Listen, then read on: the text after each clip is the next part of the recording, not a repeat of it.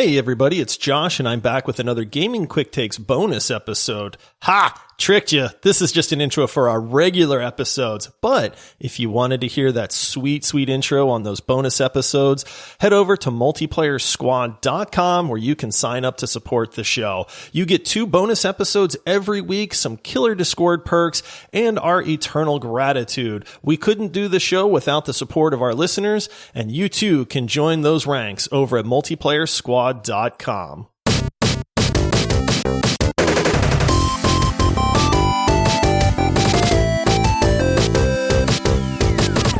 Hello, everybody. Welcome to the Multiplayer Gaming Podcast. We release 2 family-friendly episodes every week about the subject of gaming. Last week, we released an hour-long episode about the year 2021 in gaming, which means this week we are due to talk about most anticipated games of 2022. Please rate our podcast 5 stars in your podcasting app, and we would especially like to ask you to do so on Spotify. We want to get in on that action early now that they have added ratings. That way we can grow the podcast on their medium as well. Most of you out there already know who we are, but if you are new, let's do some introductions. I am your host that likes cinnamon toast. My name is Paul, and joining me is my number 2, and he likes barbecue. It's Josh. Oh, I do like barbecue. I thought you were going to go another cereal reference, though. And in my brain, No. I was trying to be like, how's he going to rhyme Lucky Charms? Oh, yeah. You know, Josh, I went back and I was listening to some old episodes, and I used to have really good introductions for you. And now we're like hundreds of episodes in on this, and I have just completely run out of ideas. You've painted yourself into a corner, Paul. Yeah, you can't stop. I've got nothing left. You can't stop at this point. The listeners expect a clever intro each time. But the mind's empty, but I'm just swinging this pickaxe. There's nothing to hit. So this is what we're getting. We're just rhyming coast and our host. I liked number it 2. for what it's worth. So. All right, very nice. Before we jump into talking about 2022 in gaming, you've got a couple of reviews to read for us? I do have some more reviews to read. They are rolling in. If you have not left us a review yet, please take the time to do so. Apple Podcasts is the number 1 place where people can actually see a written review. And so that is pretty critical to the show to leave a review there. That is where we pull these from as well. As you mentioned, Spotify opened up being able to rate a podcast. So it's also very important that you do us a solid and go to Spotify and just leave us a 5-star rating there. But as we do, we're going to read a couple of the actual written reviews. And this first one is titled Amazing. And it comes in from Zenzelli from Australia. Oh, so very nice. Thank you, Zenzelli from Australia. And the review is, I love your podcast. It is amazing, and I love listening to it while I'm doing anything from walking to mowing the lawn. Can you do a deep dive on Zelda Breath of the Wild? Oh, so interesting. I mean, a game that you and I both love. I don't know that we'll deep dive it. I feel like that game kind of ranks up there with like Minecraft and some other games where it's just so popular that people know it's a really good game. Yeah. You know, but no, thank you for that review, Zenzelli. And then this next one comes in from Mr. Happy Medium, and it's titled Halo Infinite. It's actually really fun, is the title. And it says, I only just started listening, but it has been so much fun for me and actually inspired me to play Halo Infinite. I love the work you guys are doing, so keep it up. And maybe could you do another episode on Rust? It's my favorite. Rust is the only game that we have already covered twice. That is true. We've covered that one twice. Rust is also the game that I am starting to miss playing and getting that little bit of an itch again. Dude, it's so bad, man. Not the game, but when that itch hits and you just start going like, Paul, we could play Rust again, man. I feel like a recovering addict when it comes to Rust, because all I need is for you to say, I downloaded Rust, and I just know my month is ruined. My month is ruined. I am spending every second in Rust, and I know that all of it is going to get rocketed to smithereens. Oh, yeah. but I can't help myself. Rust is just so much fun. It really is. It's funny too, because every time that we reinstall it and start playing it, my wife will come into the room and see me chopping a tree or like pickaxing a rock. And she'll be like, "Oh, are you guys playing Rust again?" It's the only game other than Rocket League that my wife like knows by sight. Yeah. Oh man. Rust. We might get back to it one of these days. I did say at some point we should do it for like every milestone episode. Numbers 100, 200, 300, just always go back to Rust. Oh man. But, oh man. So thanks for the reviews, guys. It really does help the show. If you haven't left one, please take a few seconds and leave us one. We'll be grateful, and there's a good chance we'll read it on the show as well. Yeah. Thank you so much for those 2 reviews here today. And also, we want to say thank you to everyone who is currently supporting the podcast on Patreon.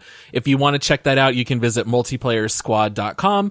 It'll get you access to additional quick take episodes that Josh and I release every week. So you'll actually get a grand total of 4 episodes every week if you subscribe on Apple Podcasts or become a Patreon supporter. All right. So Josh, Last Monday, we did our episode reviewing 2021 as a whole, and I had said in that episode that I felt like we had only half a year of games because of all the delays. And so 2021, we both kind of landed on being a bit of a disappointment. We had a lot of big games pushed back to the following year. We did say that there were some definite highlights. I mean, you and I absolutely treasured Valheim. We are huge fans of Halo Infinite. We still play it, I would say 3 nights a week, maybe even more than that. So we had some really high highs. But, now that we're looking forward to 2022, now that we've done a little bit of prep work, we've looked at what games are on the docket. How do you feel about the prospects of this year in gaming as opposed to last year? I'm excited. There's some very big names coming up that I get really excited for. I think, we're going to talk about some of those obviously in this show, but the beauty is that it's the unknown games too. Like games like Hades that released out of nowhere that is just, it's beloved by almost everybody. There's a lot of these indie type games. Valheim, right? Like for last year, Valheim came out of nowhere. Nobody had even heard of this game. Nobody heard of this game. All of a sudden it's getting hype. You're seeing it climbing up the Steam charts. It rockets into mass popularity. I'm really hoping for that in 2022 as well. Those surprise hits that just come out of nowhere and wind up being amazing video games. Obviously, the AAA titles are the ones that are getting a lot of hype right now because they have the budget to hype it up as well. But I know that there's a few on our list that are not just the AAA hot topic games. Some of them obviously will be, but I'm hopeful that 2022 is going to make up for 2021 because number one, all these games that were supposed to release in 2021 and didn't, hopefully will release in 2022. I'm kind of hoping this is the catch-up year, right? Like maybe everything that got pushed back gets released, and maybe we'll also get the 2022. So maybe it'll be like one of those stacked years for games. Now, we did do this last year, and the funny thing is that so many games got pushed back. I mean, we talked about games like Hogwarts Legacy. We talked about Lord of the Rings Gollum. We talked about Elden Ring. Oh, no. None of those games are released, so you can actually scroll all the way back to our preview of 2021, and half of that episode is still going to be perfectly valid because those games are still not released. So, hey. Still looking forward to those, Paul. We're still looking forward to it. So, all right. So as we talk about 2022, I love the fact that you touched on the fact that we do have the big AAA titles that are going to be coming out. Everyone's kind of hyped about that. We will talk about some of those, but we're also going to talk about some of the smaller games that we are excited about. This is not an attempt to cover the industry's most anticipated games. These are you and my most anticipated games. These are the ones that we're looking forward to playing personally, regardless as to whether or not other people are. Yeah, obviously with the number of video games that come out, we cannot cover everything. that is going to release in 2022. There are going to be games that I guarantee you that we're going to forget to mention or just run out of time to be able to talk about. It doesn't mean that, hey, we don't like them. It doesn't mean we're not excited about them. It just means, hey, we didn't get time to talk about them on this episode. So don't take that as us not being excited about a game that is releasing. Some of these games are also rumored to be releasing in 2022. So we may do an episode in 2023 where we look back and say, hey, you remember those games we talked about? And they're still not out yet. So yeah, I was gonna say, I can't wait for our annual talking about Lord of the Rings Gollum. Or, some of these games are like inevitably gonna get pushed back. Yeah. All right. So the way we're gonna do this is you and I are just gonna take turns picking a game. We'll talk a little bit about it, talk about why we're looking forward to it, and then we'll just kind of bounce back and forth until we run out of time. That's how we did this last time. Now, normally when you and I make lists, we don't really share a whole lot, but in this case, we did send each other just a short list. Hey, here are some of the games I'm looking forward to. We did have a little bit of overlap, but we did also pick a couple of games that were unique. But who do you want to go first? I'll go first. You or me? I'll go first. I mean, I got to start this show off because I'm one of the biggest fans of this game in this series. And I mean, if I did not start off with God of War Ragnarok, I think people would be like, have you checked on Josh Paul? Is he okay?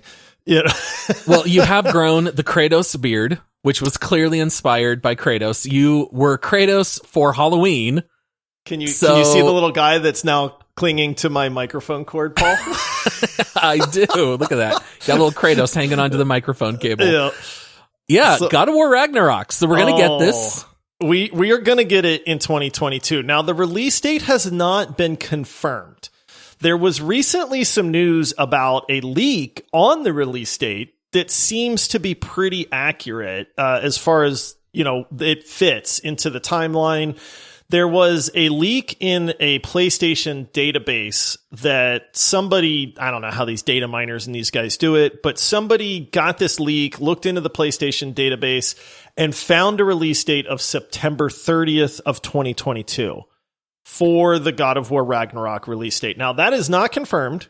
That is just rumor. Could just be a placeholder. It could, but we're fairly certain that this game is going to release this year. There's been no mention of delays into 2023. They're starting to get that hype train going even more. They showed off some gameplay footage. They were announcing the voice actors that are going to be playing and reprising these roles. We talked about how they delayed the game so that the voice actor for Kratos could recover from, I don't know, didn't the guy have like 5 surgeries or something? Yeah, he had like a bunch of back problems and yeah. Yeah, he said he was one of the reasons it got delayed. Yeah, and hey, you know what? We hope you're better. Take your time, but release in 2022. Yeah, so you and I are immense fans of the God of War series. I love the original trilogy. I loved the release that came out in 2019, I think it was. 2018, I believe. 2018? Yeah, I think so. So, yeah, I mean, I think you and I both agreed that it was probably the biggest game on PlayStation 4. It was kind of one of those, this is why you buy a PlayStation. You got to have access to these exclusives. And of course, we have God of War being released on PC, which is really exciting here later this month. And then at some point, we'll have Ragnarok available. Do you plan on picking up God of War on PC, or are you still kind of good? Absolutely. Oh, yeah. No, I'm playing it on PC. I haven't played it since it came out, and I cannot wait to play it again on the PC. I hear it's going to be a good port from what I'm hearing. The graphics are going to be through the roof. Honestly, I can't wait to just play through that game again. So yes, I'll be picking that up. That actually comes out on January 14th. So that is not that long from when this episode will release. So I am hyped for that for sure. But yeah, it's with Ragnarok, we don't know a ton about this. We do know like the synopsis of it. It's gonna have Kratos and Atreus. They're on this quest to stop Ragnarok, right? Which obviously that's the end of the world. They're trying to learn more about Atreus being Loki, which was the spoiler, but it's Hey, this game released in 2018. If you don't know that by now, sorry. But so, obviously they're going to have conflict. The big thing with this sequel is that they're going to have conflict with Thor, because in the first game, Baldur and some of these lesser known guys like Magni and I can't remember his brother's name and stuff, there was a lot of that combat there. But then you saw Thor get involved. So, who's stronger, Thor or Kratos? Spoiler alert, it's going to be Kratos. Yes, of course. But this is God of War, not God of Thunder. Now, didn't they say that this is going to close the chapter on Norse mythology and Kratos? I think they've said that, right? I feel like I have heard that. I don't want to say that I know that for 100% because I don't. Yeah. But I mean, if they stop Ragnarok, I could see that, hey, they're done. They're going to agree to leave this Norse mythology. Maybe they go to another mythology. Like, that would actually be super cool. I would not be opposed to that at all. Well, yeah, I was going to say, at this point, they're burning through them pretty quick, having gone through the Greek gods, the Norse gods. I mean, I'm absolutely looking forward to it because they've always gotten combat right. I mean, the Blades of Chaos, iconic weapons. The Leviathan Axe, iconic weapon. I mean, the combat's always been great. I have no doubt the game's going to be fantastic. I feel like you can just automatically pencil this in for Game of the Year nominee. It's really hard to see them going wrong with this one. I think it's one of the safest bets for one of the heavy hitters in the upcoming year. Yeah, I mean, unless this flops, which I do not see, I am very, very confident to say that God of War Ragnarok will be a major contender for Game of the Year for 2022, if not even the winner. Yeah. It's just, it was so well received for the original 2018 God of War. It's not the original, obviously, but for the the remake? Sequel? I guess it was a sequel. It's not a reboot. It's just a sequel. It was just like a really long delayed, updated sequel, I guess. Josh, when you make 4 games and you call 2 of them just God of War, it's a bad idea. All right? Things start getting a little dicey there. Yeah, I don't know why. But yeah, I mean, I know everybody in the world is probably hyped for this game, but I mean, this is what this episode is, right? And that is one of the top games I'm looking forward to. I've already joked that I'm going to need to borrow your PlayStation 5, Paul, so just be prepared. It's fine. You can play it first. Just don't tell me anything about it. And also beat it in like 2 days. I was going to say, I'll play through it rather quickly, and I'll get it to you, because I have a feeling we might want to do a deep dive. By the way, we have never done a deep dive of a console exclusive. So that's one of the reasons we've never done like Breath of the Wild. We were very close to doing a deep dive on Mario Tennis. That was going to be the first. Or Mario Golf, actually. And then Mario Golf later. Bounced it back and forth, pun intended, about doing Mario Tennis or Mario Golf. Yeah, we just haven't yet, but maybe God of War Ragnarok will be the first. All right, I want to talk about the game I am most hyped for this year. I'm going to call it now, Josh. I think it's going to be a classic. I think it's going to be the Game of the Year winner. Ooh. I think it's going to be the best game of the year. I'm talking about Starfield. I am hyped for Starfield, dude. I'm so hyped. I want this game to be amazing. I'm going to be a slight curmudgeon and say that they burned me so hard on Fallout 76 that I've lost a little bit of trust and favor with Bethesda. So here's the thing. Okay, Bethesda, fantastic publisher, right? We know this. They're not all hits, right? But I feel like all of their games are at least playable, except for Fallout 76. Although people tell us it's now a good game. You and I don't care what anyone says because we're never going to give it another try. But here's the thing. This is Bethesda's first new IP in 25 years, Josh. Can you believe that? It's been that long? That long. They have made... I guess they just keep making sequels, right? Fallout, and Elder Scrolls games. And Elder Scrolls. Yeah. This is their first brand new IP in 25 years. And they said, Elder Scrolls is obviously set in a fantasy world. They started making Fallout, which was, kind of like an alternate history, but set modern day. And so they said the natural next progression is space. And so when you're telling me that you're making a space RPG, Immediately, I'm excited. That is catnip for me. You guys know how much I love Mass Effect. I think that this game is going to be fantastic. Every video that I watch, every little detail I hear, I went back and I've watched every video on Starfield that has come out from Bethesda, even the silly ones that just show sketches of ideas about the major cities. I could not be more hyped for this one. I don't... You tell me some of your general thoughts, and then I'm going to share a couple things I wrote down. I'll say this. I am very hopeful. I'm with you. I don't want to make it sound like I'm not extremely excited for this game, because I am. I love anything that has to do with gaming in space. It's one reason that you and I are huge fans of the old school, like X-Wing versus TIE Fighter games. It's one reason we love the Mass Effect series. I don't know if you've ever heard of a game called Star Control. The slightly older gamers out there will know. Star Control, when I was growing up, was one of my all-time favorite games, because it was space exploration. You meet all of these various alien species. You're trying to recruit some of them. Some of them are just evil and attack you. It had great space combat. It was literally a completely just well done game in every aspect. I loved it. They did a re-release called Star Control Origins, so if you're a fan, I played that, and it's actually really good and true to the original. But my hope is that Starfield takes all of that exploration, which they are hyping the exploration aspect of this. Oh yeah, puts in some good combat, because I mean, let's be honest, no Bethesda game has not had combat as a right.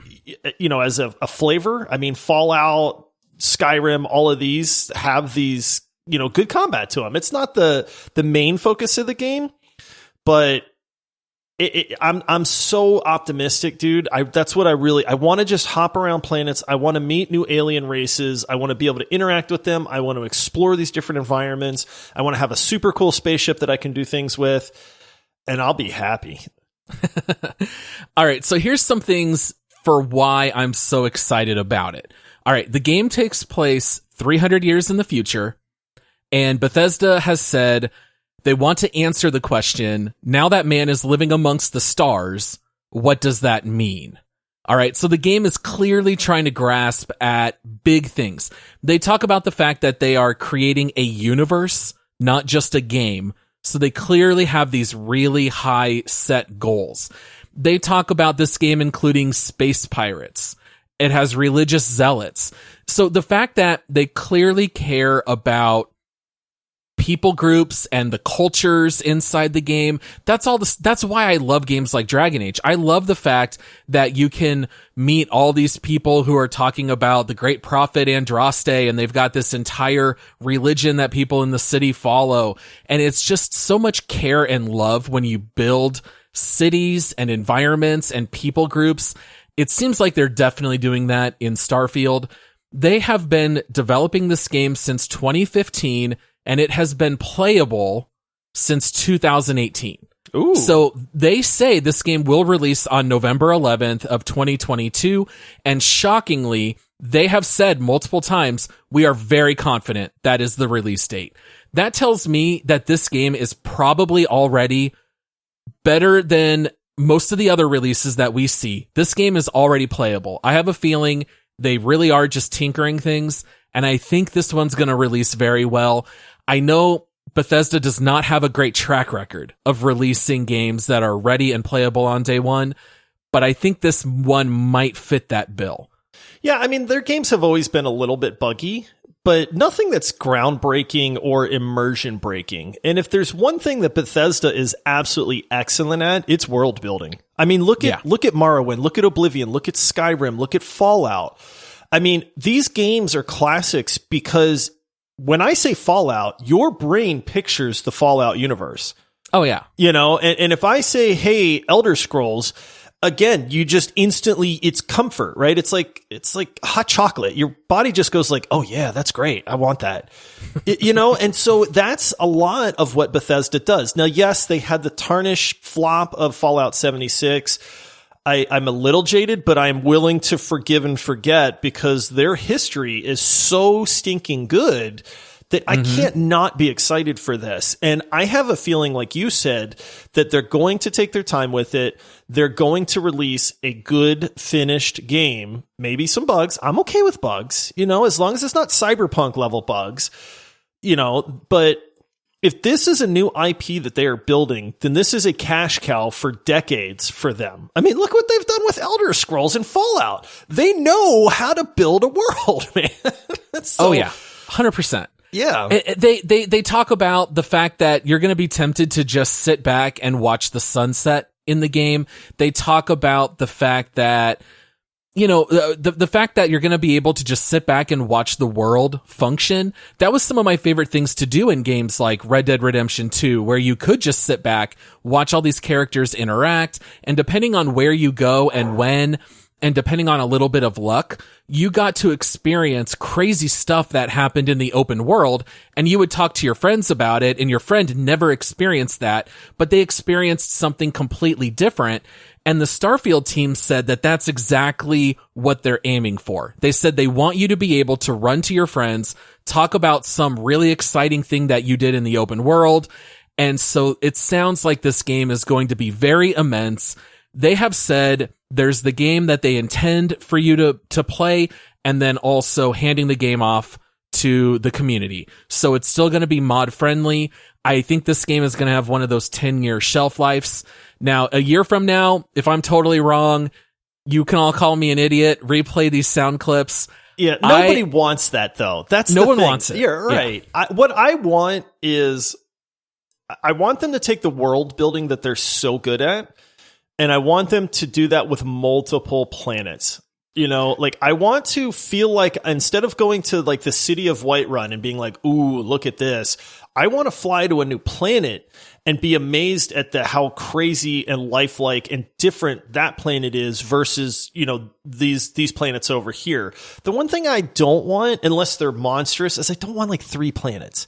Like Mass Effect, they did the good thing. Remember where you could fly around and you could scan all these planets and send your lander down and all that? And they had, hundreds of them?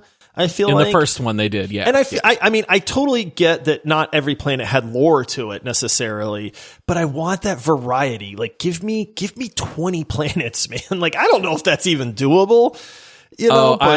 I think you're absolutely going to get that, because here's one of the things that they said.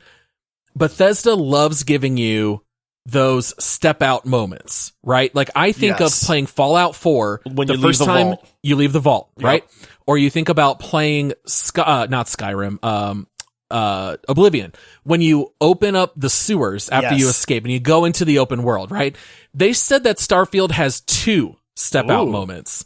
So you're going to get an initial one, which I'm guessing will be on the planet that you start out with. And the second step out moment has got to be something related to interstellar travel. People did notice in the teaser trailer that there are some blueprints for something that looks like a portal. So some people have even questioned maybe the first part of the game might be something kind of like the movie Contact, where you're building this portal, and then maybe the second step out moment will be when you go through it, and now maybe you're interacting with all these other alien races. What's amazing, Josh, is that this game's been in development since 2015. There are basically 0 leaks. This is not like when Fallout games were coming out, you always got leaks. We really hardly know anything about Starfield, but everything I see is promising. Has there been, other than like a few snippets of approaching, I think, a starbase or something, has there been any actual gameplay footage? Not really. Like, I don't know what this game looks like. And that's exciting in a way, because it's like, dude, we're talking, it's releasing this year.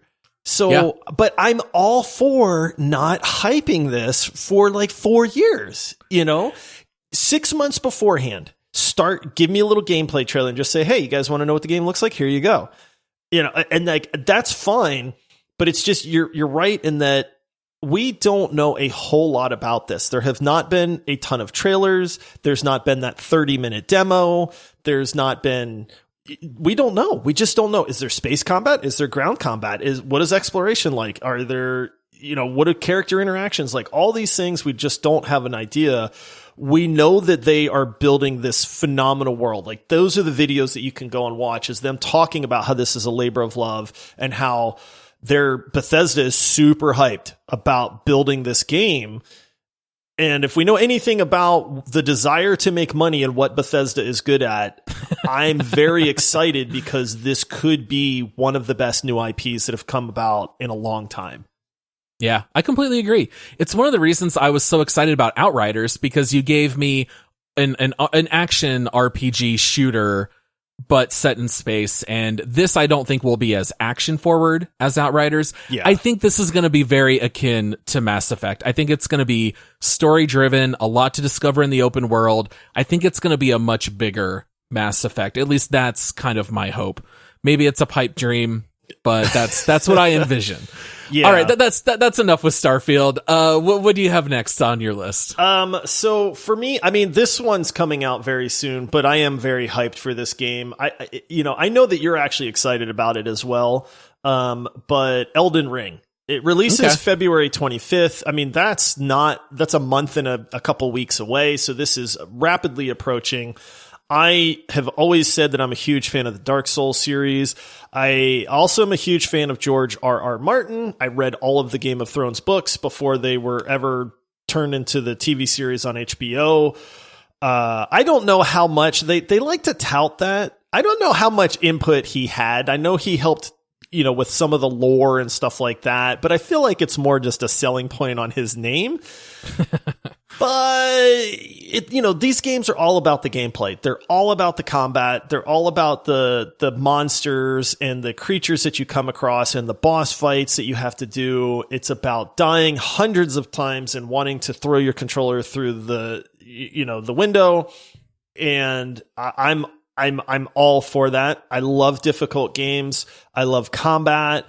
There's been a lot of news about Elden Ring. There's not really a whole lot that I think we can, describe to people that they can't just go and watch videos on and stuff like that. But I'm just super hopeful for this game because it is open world. That's the big thing in the next progression of Elden Ring versus Dark Souls is that you now have this big open world that you can explore.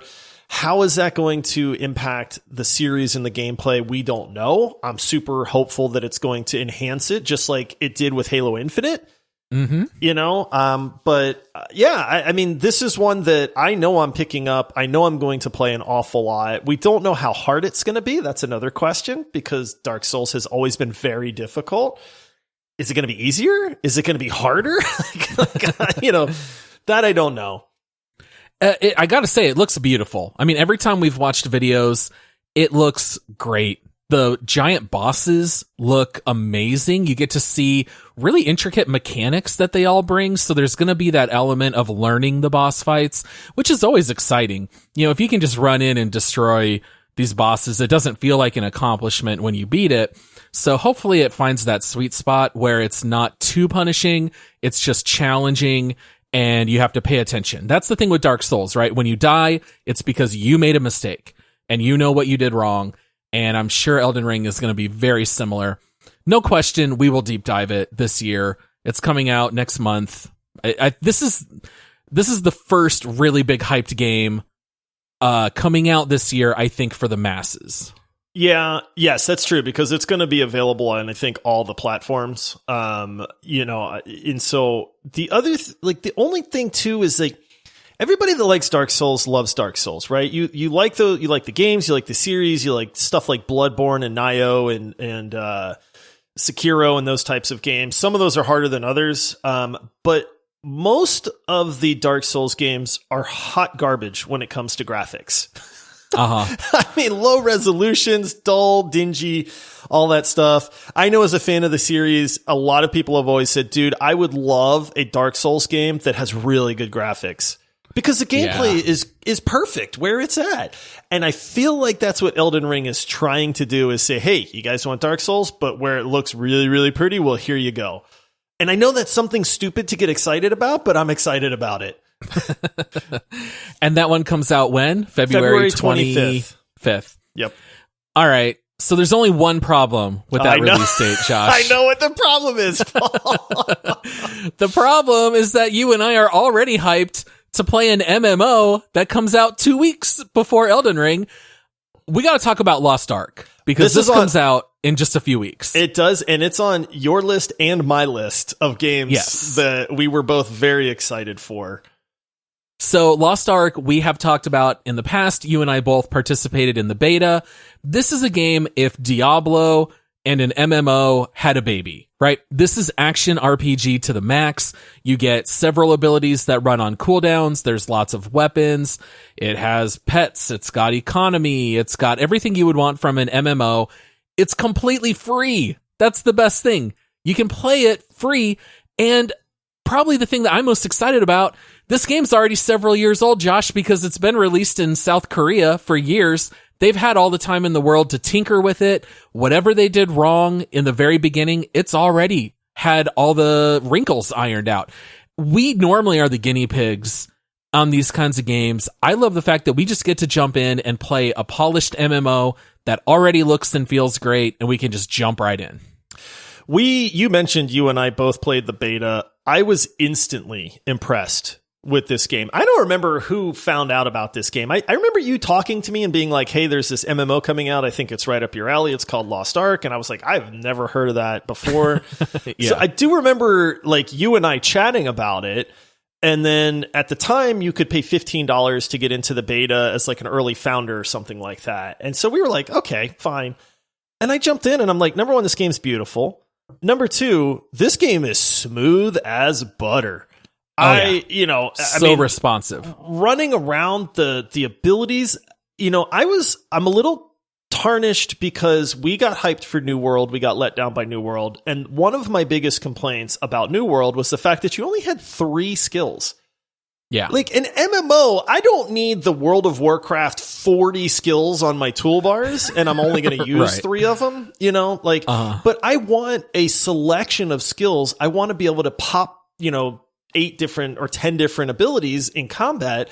And boy, does Lost Ark give you that, man. I feel like there's 8 skills that you can have equipped at any given moment. And that's plenty. I don't really honestly need more than that. But dude, the combat in this game is so good. You feel like you are just wrecking house. I remember talking to you and some other people. I think I even went on Reddit and was asking questions because I'm like, look, I feel like a juggernaut in this. Does this game get harder? Because I absolutely love the combat, but I want some challenge. And people were like, it ramps up. They were like, dude, you're a noob. They're easing you into this, but absolutely. And they were like, wait till you get to the raids. Like, why do people play MMOs? Well, I don't. People play for different reasons, right? But I love MMOs because I want a raid. I want that challenge of fighting that super hard boss. I want the need for teamwork. I want to have my role and rely on my friends to do their roles. I want it to where if somebody messes up, guess what? We're going to wipe. That's the way it should be. And everybody's saying that is Lost Ark to a T. They were like, if you want raiding and you want difficult boss fights and you want action, you have to dodge out of the way. You have to position yourself. You can't get hit with this. And your warriors have to break armor, or I forget what the term for it is in Lost Ark, but resilience or something. It's just, I'm so hyped for this MMO because you and I have wanted to play an MMO for a very long time, and New World did not do it for us. And I really feel like Lost Ark is going to be where it's at. Yeah, I jotted down in my notes, this is, I feel like, the final test. Are MMOs dead or not? Because if this game doesn't do it, I don't think anyone will. Because this is really well made, extraordinarily polished. Learning the new abilities and then popping them and playing around with it, I have not had so much fun since experimenting with new abilities in Outriders. That's how it felt to me. It feels somehow very comfortable because it's so much like Diablo, but it still feels entirely new. So it's very comforting, but also revolutionary at the same time. I could not be more hyped. February 11th is, again, right around the corner. We're going to have plenty to do in February and March. That's for sure. Last thing I had jotted down, Lost Ark cost $85 million to develop. Ooh. This was not a cheap game. Ooh. Yeah, that's why it looks and feels so good, Josh. They've poured a lot of money into this one. Yeah, the other thing that bears mentioning, because I know not everybody is into the MMO thing, or maybe it's a little bit intimidating, or people think that genre is dead. It's free to play. It is worth your while to check this game out. It's an MMO. Yeah. Come play with us. Like, that's the beauty of an MMO, is you can have any number of people playing together. Now, maybe you can only have, I don't know what the party size is, but then there's raids and stuff 4. like that. But one of the things that this game does immensely well that we actually talked about on the episode when we played the beta was quality of life stuff, dude. Being able to teleport. You can teleport from anywhere. You can teleport from anywhere. You can fast travel to so many places. They have done so many things to make this game easy to play without dumbing it down. That's the thing. Like, it's fun, but anything where it's like, this would be a grind or this would be inconvenient to have to spend 10 minutes running back to this town because my inventory is full. You can you can give your inventory to your pet. Yep. And it's like your pet loots for you on the battlefield. And that's the such thing, a great man. idea. It's like they have just looked at this and gone, how do we make this fun? Like, how do we take the chore out of it? How do we take the inconvenience out of it? And they did all of that stuff. And I want to play. I don't know how they're going to monetize this game. That's the only question I have, is like, is it going to be skins? Is it going to be characters? It doesn't seem like it's going to be pay to win, which would completely ruin this game in my opinion.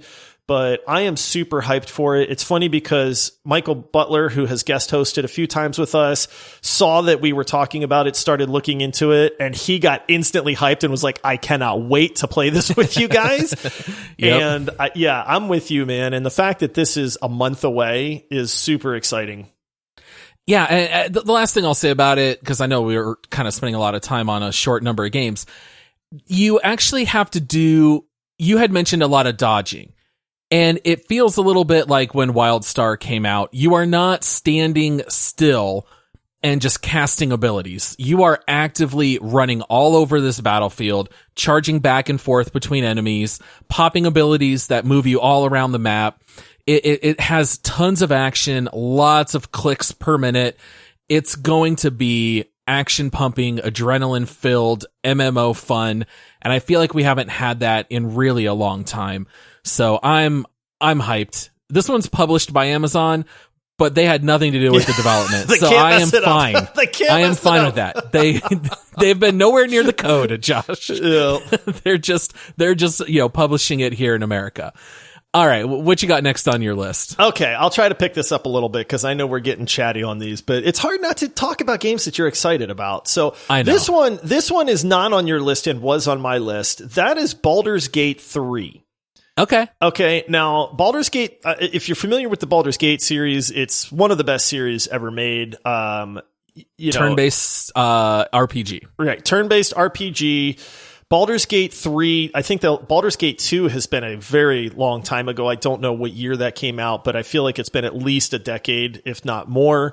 So it's been a very long time. They announced Baldur's Gate 3, and here's where the kicker comes in. The studio that is making Baldur's Gate 3 is Larian Studios. Good Now, reputation. Phenomenal reputation, because these are the guys that made Divinity Original Sin and Divinity Original Sin 2, which is in the top 10 of our leaderboard and is honestly one of the best RPGs I have ever played in my life.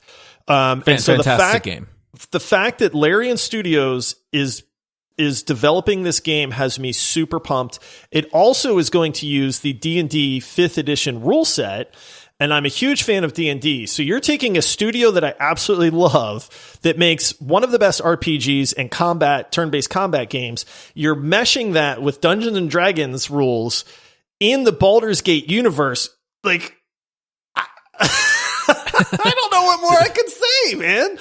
Like, yes, this game is made for you. Yes, basically. 100%. Now, this game has been out in early access for, I feel like a year or two now. Since October 2020. 2020. So that's when it was released in early access. And I think they have the first 2, maybe 3 chapters. There are 20 hours, if not more, of content in this early access of this game. And they said that's just a slice of the pie. And so just like their other games, I feel like this is going to be 80 to 100 hours easy of content. I'm very, very hyped for this game. I love the whole premise is that mind flayers. So if you're a Dungeons and Dragons nerd like me, mind flayers are very scary. That's kind of like the main enemy, or so we think. There's going to be an amazing plot. I'm sure that's going to be great. That's one thing that Larian Studios is very good at. The character development's going to be great. The combat's going to be great. I am so hyped for this game. And it releases in 2022. Now, they have not set a date. I would imagine that just seeing where the game's at in development, it will probably be later in 2022, with a small chance, because Larian Studios will make sure that this game is right before they release it. Maybe it gets pushed back to 2023. I hope not. But if they need the extra time, they will certainly take it, because they don't release games that aren't finished. Now, this is kind of a weird one, because I remember seeing Baldur's Gate 3 when it came out for early access, and I immediately went to go check it out and to buy it. And the reviews were very negative at the time. Basically, everyone kind of said the same thing. It's littered with bugs. You can only access the very first act, so the story doesn't really go anywhere. None of it makes any sense. And so everyone said it's not that it's a don't buy, it's just a wait, because it's just so incomplete. So it's kind of weird to release it in such bad early shape, and they knew it wasn't ready. I don't know why you don't just wait until it's fully done, but I will say one thing that really got me hyped is that they showed some statistics where they compared Divinity Original Sin 2, how many enemy types, how many lines of dialogue, how many spells, and next to that you got to see the numbers for Baldur's Gate 3, and all of them are multiplied by a factor of 4. So this game is massive. I mean, we touted any mission in Divinity Original Sin 2, you could resolve in 20 different ways. So the fact that Baldur's Gate 3 is even way bigger than DOS 2, I think this is the kind of game that's going to require several playthroughs. It's going to be very replayable.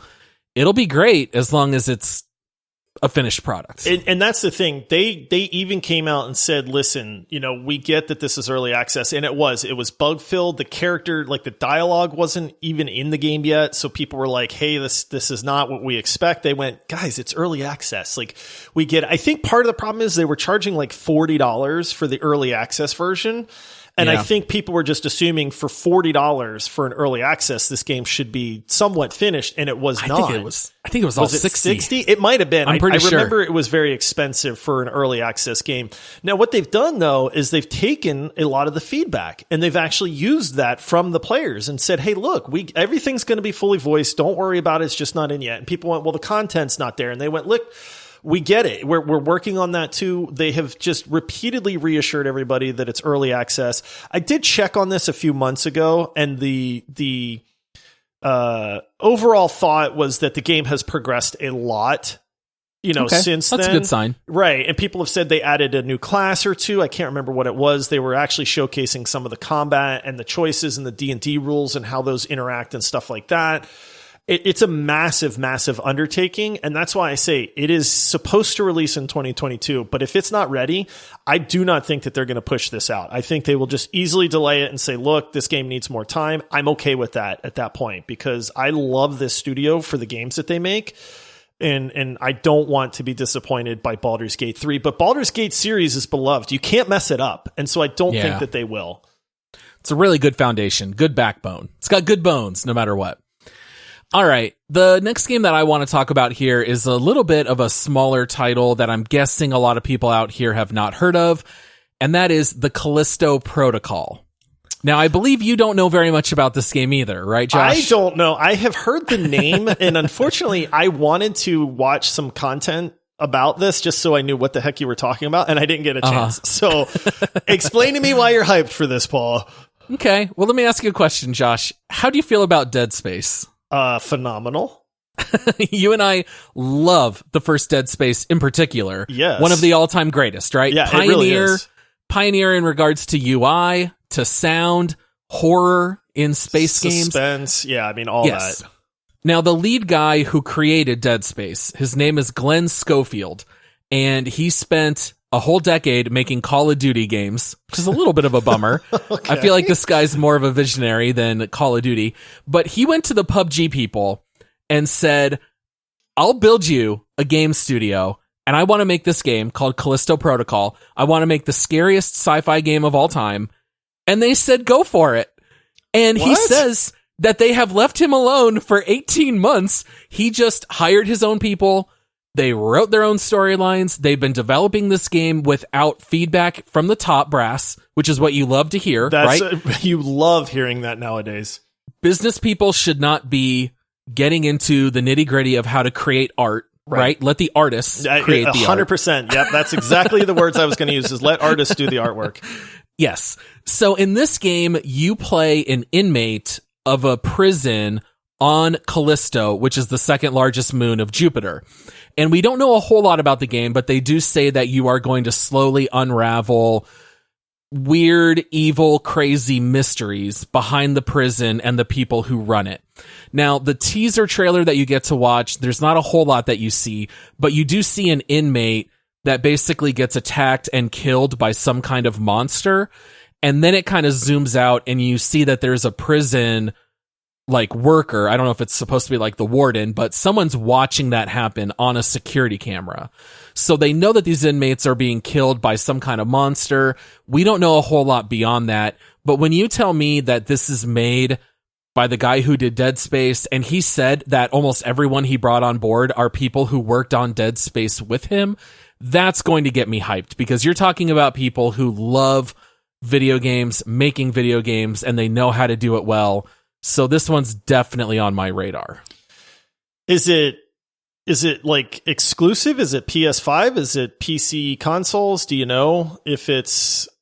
I didn't jot it down, but I seem to remember it being PC and consoles except Switch, but maybe I'm wrong about that. Yeah, I mean, everything you just said is right. It's like the stuff I want to hear, right?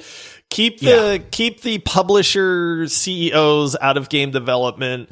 You know, we're looking at you, EA and Activision and these companies. You know, this guy obviously created one of the coolest video games to come out and is still beloved to this day because it was so new and revolutionary. A lot of games have copied a lot of what Dead Space did, and not to the same degree. Like, most failed in that regard. So this guy knows what he's doing. Yeah. You know, at that point, I have not seen anything about this game. Is there gameplay footage? No, it's just like the cinematic teaser type stuff. So we don't know a whole lot, but you give a guy that knows how to do a horror game, knows how to do suspense, you give him people that he knows how to work with, and a publisher that's going to stay the heck out of his way? Like, okay. It's kind of a dream. Yeah. Do we know when this is releasing? Is it still 2022 or? It is just 2022. The one thing I will say, by the way, fact checked, I did look it up. It is coming out for Xbox, PlayStation, and PC. Okay. So awesome. A lot of people will have access. If you want a really good YouTube video to look up, just go search for how Dead Space's scariest scene almost killed the game. It's a 19-minute interview with Glenn Schofield, who talks about the scene in the middle of Dead Space when the monster grabs Isaac by the feet, yanks him to the ground, and drags him. And Glenn said there's no way that Isaac wouldn't pull out his gun and try to shoot the alien over and over. And the limitations of the engine and the programming, they couldn't do it. And he's like, I don't care. This breaks the whole game if we don't figure out how to let Isaac shoot while being dragged on the ground.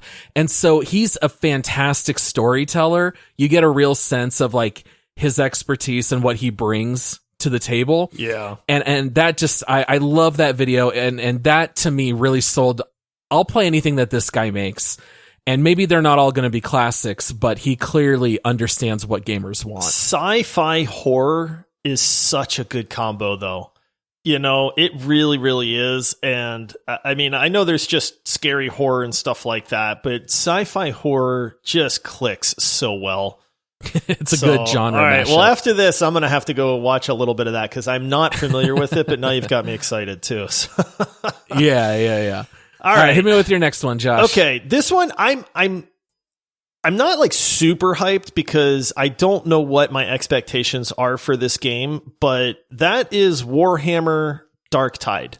Okay, this was on my list too. So we loved playing Vermintide, Vermintide is an absolute blast when you're playing it with friends. It is 4-player horde-based melee combat. You were just slaughtering hordes of rats.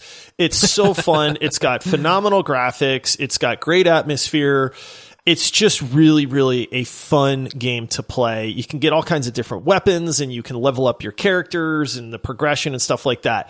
Now, when you hit the wall with Vermintide, you hit that wall and you just kind of go, okay, we're done with this. I don't want to play it anymore. We've had our fun and that's it.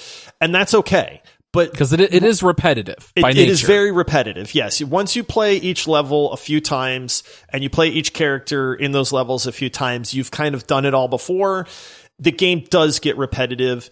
We have acknowledged that. We have said, hey, it's great fun up until that point. So just go into it knowing what's going to happen, right? And if you approach it that way, you'll know exactly what you're getting. Now, what they've done with Darktide is they've added one little aspect that I think is going to change it dramatically, and that's that they've added guns. And so it's not just like rinky-dink crossbows or right. Yeah, I guess you did have technically your range stuff a little bit for some characters, but this is like you actually have like machine guns and stuff like that now. Well, because it takes place in the future, so this has a little bit more of that sci-fi bend to it. Yeah, because this is, I think, Warhammer 40K. I'm not a huge Warhammer guy. I mean, I love the games and you know the universe looks really cool, but I'm just not a Warhammer expert. But I believe this is Warhammer 40K Darktide, so it is further in the future, different planet, different time frame. I don't know. Somebody out there knows. Sorry, we're butchering this, but the game looks great. It takes the bones of Vermintide and that horde-based combat, 4-player co-op with different characters. There's some giant dude that stands out, and they actually have shown some gameplay on this. And what I think is hilarious is if you play as the giant, all of the enemies, you're looking down on them. Because you're so big. Yeah, because you're so tall. And they did that in Vermintide when you were the dwarf. And you'd be short. running through the wheat field and you couldn't see. You'd have to jump. You'd have to jump and peek up and be like, hey, where you guys at, man? Where'd everybody go? Yeah. And so it's little things like that they do very well. But, you know, it's just, this game looks like it's a ton of fun. I can't wait to pick it up and play it. I know we'll play it and then we'll just hit that wall and it's fine. Like once we had our fun, I'm fine just never playing it again, but it's going to be a wild ride up until then. My only concern is that I feel like everything that we have just said, we said about Back 4 Blood. And we played it in the beta, and we liked it. We both liked it. I was planning on keeping the full version, and you were the first one that was kind of like, you know what? I kind of feel like I got my fill, and it's $60. Let's just cancel the pre-order and cut it loose now. So I don't know what would make Darktide different than Back 4 Blood, because let's be honest, these are basically the same games. So maybe it'll come down to pricing and who all is going to pick it up. It's the universe and the graphics, to be honest. Like Vermintide was so good at making you feel like you were in that world. You know, the rats were taking over. People. Yeah, with the rat people. I guess these enemies are the poxwalkers are like the main enemies. So again, somebody out there will know what that is, but I think it just looks like a lot of fun. There is a mix of melee. Like that's kind of the thing too, is that they show everybody fighting with melee, but then they switch to guns and then everybody's shooting rocket launchers and grenade launchers and stuff like that. I think, you know, maybe this is just another horde shooter. Maybe this genre is starting to just become so diluted that if you've played one, you've played them all. But there's something about this that just looks good to me. When did the first Left 4 Dead come out? I want to say it's like pretty close to 20 years ago. Left 4 Dead is an old game, man. It's a phenomenal game. 2008. So we're talking about now 14 years into this kind of genre. We'll see. Yeah. I want to play it. I hope it has legs. I'm the same way. It depends on like the characters, the skills. There's a lot more that goes on than just slaughtering rats or poxwalkers. In this, like, you know, Vermintide had the hub and you could get all these different weapons and armor and that, you know, abilities that you could customize and skill trees and stuff like that. And I think that's a lot of what can change how the game feels. So we'll see. Like I said, I'm moderately hyped for this one. I feel like we'll pick it up. Maybe it'll just look like it's more of the same, but I am a little bit excited about it. Me too. I definitely want to play it. I mean, these games, the formula works for a reason. I guess we'll just see if there's any gas left in the tank. Yeah. All right. What about you? Got any others? All right. I was going to say, I don't know if we should just quickly mention some honorable mentions, or should we break down any more? I feel like there's one game that I have to mention that's more than just an honorable mention, and that's Horizon Forbidden West. Forbidden West, yeah. This game looks incredible. It's a AAA title to the max. It looks like it's been developed really well. Horizon Zero Dawn is a phenomenal game. I played that game for probably a solid 15 to 20 hours and loved every bit of it. And then I just petered out because I just, my game ADD kicked in. I didn't play it for a few weeks, but there's something about Horizon Forbidden West that I know that this game is going to be incredible, but I can't seem to get myself hyped up about it. And it's maybe just because I didn't finish Horizon Zero Dawn. And so like my brain has told me like, yeah, you've played that, so we don't want to play it anymore. I don't know, man. Like I feel bad that I'm not more hyped about it, but it comes out February 18th. Yeah. And it's like, so here's another game in February that is probably going to be phenomenal. I just don't know that I'll ever play it. And I know that that's a shame. Like I feel like it's mostly because of what else is coming out. If there was nothing coming out for the next 4 months, then maybe you and I would be a little more hyped about it. But when we have all our attention toward Elden Ring and Lost Ark, it's kind of like, all right, it's there. A lot of people are going to love it. I don't have any plans to buy it. I talked about how I just have a weird thing where I don't like games that take place in the future and civilizations like broken down so the people live as if they were in the past around ruins.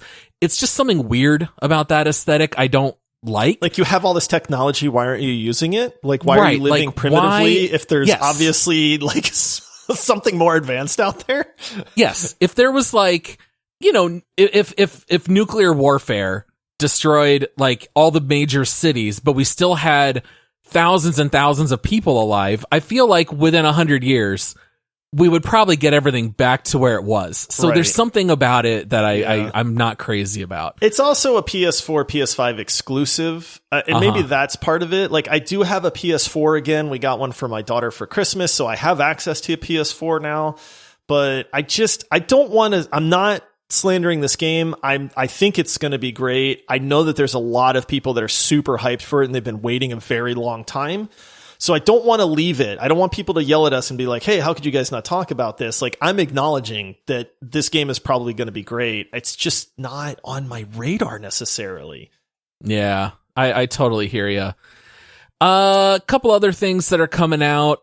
Ghostwire Tokyo. That game looks bananas, by the way. Yeah, Ghostwire Tokyo, we don't need to spend a whole lot of time about it, but the same people that made The Evil Within 1 and 2 are making this game. Tokyo, by the way, might be the best setting for video games. Tokyo is fantastic, right? Put any game there, it's immediately better. And basically, almost all the people in Tokyo suddenly, in a snap, they all vanish. And all of these ghosts and spirits have invaded the city. You run around and somehow can control certain elements like fire, and you're fighting ghosts. It looks a little bananas, but it's very fast-paced, very unique-looking enemies. This one is going to be on PC and a 1-year exclusive on PS5. And this is one that I'm not saying right now I'm going to buy, but I'm saying it looks so out there that it kind of demands attention because I just want to know what it's about. I watched the video once and I went, what the heck is this?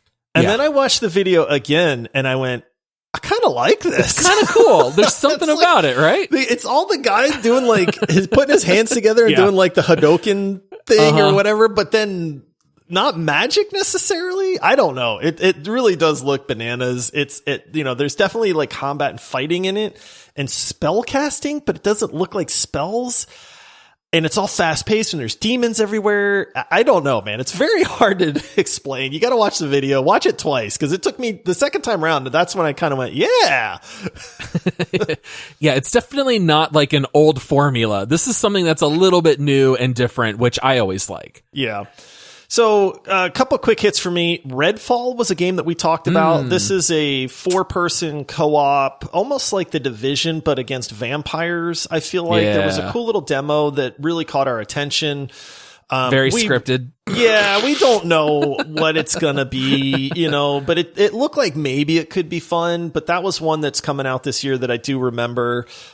Is it Dying Light 2 that's coming out? That game looks like it's going to be pretty darn good. I never played the first Dying Light, but that one is coming out. That looks like it's going to be very well done. There's Stalker 2 that's coming out. I played the Stalker a long time ago. I think that's it as far as the quick hits and the games that are kind of out there, I guess.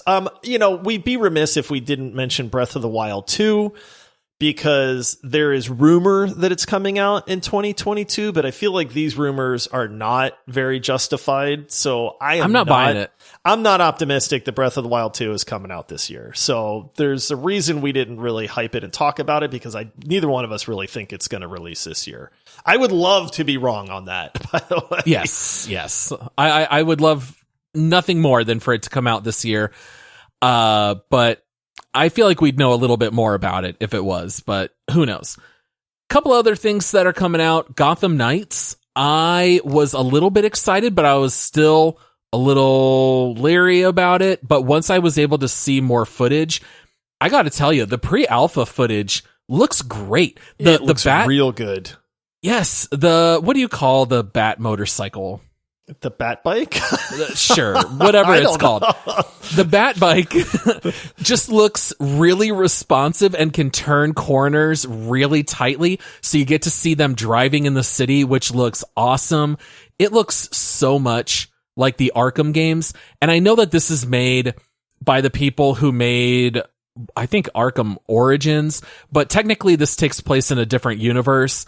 But it looks so well done. The graphics look incredible. Having a co-op game that your friend can just drop in and play with you. You and I love being able to play couch co-op games like that. So that one's definitely on my radar.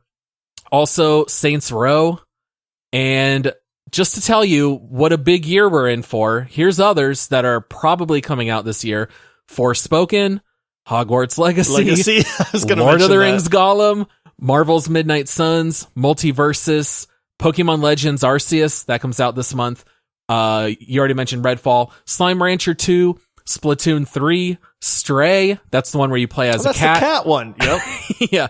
Suicide Squad, Kill the Justice League, Teenage Mutant Ninja Turtles, Shredder's Revenge, Tiny Tina's Wonderlands. Oh, I forgot about that game. There's so many. I forgot about Tiny Tina's, dude. That game looks great. 2022 is going to rule. Yes. This is a great slate of games. It really is. I completely forgot about Tiny Tina's Wonderland. That is, it looks very, very fun. That's one Andy that completely Samberg. slipped my mind, man. Yeah. If you're an older gamer like me and you remember the original System Shock, that game was phenomenal. They're remaking it, and the remake is supposed to release this year as well.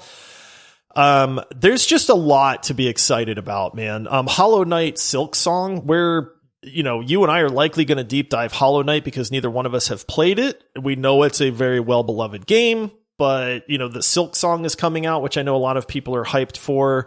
There's just a lot out there. And what's great, like I mentioned earlier, is there's going to be games that release that isn't on anybody's radar. Yep. And so, along with all of these games we've talked about, Rainbow Six Extraction, like that game looks like it's going to be fun. But yeah, it's just funny because it's like the longer you think about it, the more you go like, oh yeah, that game. Oh yeah, this game. And obviously not all of them are going to hit. We're going to have some flops, I'm sure. But yeah, I'm excited, man. I feel like this year will hopefully make up for last year. I think it will. And I think we're going to have more heavy hitters at the top. That's the one thing that I lamented the most about 2021 is when you're giving It Takes Two best game of the year, that tells me the whole tide of boats is pretty low. Yeah. Right? Halo Infinite kind of came in and saved the year in a lot of ways from being a complete disappointment. But I think for 2022, even if just a third of these games hit, it's better than last year. So I'm excited. I think there's a lot to look forward to. I love that we're wait. getting like 3 amazing releases in February as well. I really do. It's not that far away. It's a month, and maybe a couple weeks. Fine. We've got games to play until then. We're not in that drought like you said. So I'm very excited to be able to try out some of these. Here's to 2022, man. Yeah. So if you had to guess right now, what do you think is going to win Game of the Year when we review 2022 at the end of it? It could be Starfield. It really I'm calling could. Starfield. I think. If they hit it, they're going to hit it out of the park, dude. I'm gonna be so sad if they don't. That's the thing. Is like if they don't hit it, I don't know. At that point, it's going to be God of War, hands down, in my opinion. Yeah. God of War is the safe bet. I don't see God of War flopping. It won't be is bad. it going to be as good as the 2018 one? I mean, even if it's equal, that's still really amazing. Yeah, absolutely. It's the safest bet. Yeah. All right. Well, we got a lot of games to look forward to. We're so excited. Great problem. The best problem to have. So thanks to everyone out there for joining us. As a reminder, please leave us a review. Please rate us 5 stars, especially on Spotify. If you want access to the quick take episodes, you can subscribe in Apple Podcasts or go to multiplayersquad.com. That starts off at $5 a month, although you can always pledge more if you would like to do that. We do rely on our listeners for funding the podcast, so it really is very important. Thank you to all of you out there who already support it, and just go tell someone else about the show. We would love to see it grow, so try to recruit at least a friend to come listen as well. And that's it for today. We'll see you guys on Thursday for This Week in Gaming. We've been playing through a whole lot of games. We're going to have plenty to talk about. Yeah, we are. So we'll see you guys in just a couple of days on Thursday. I am also super hyped about everything now, Paul, so thanks a lot. Now, I'm hurry not up and taking wait. off of work for any of these, by the way. I know people have been asking. I have not requested off of work for any of these games, so don't blame any delays on me either. Good. No cyberpunk delays like last year. All right. Well, thanks, everyone. We'll see you on Thursday. All right. See you, everybody.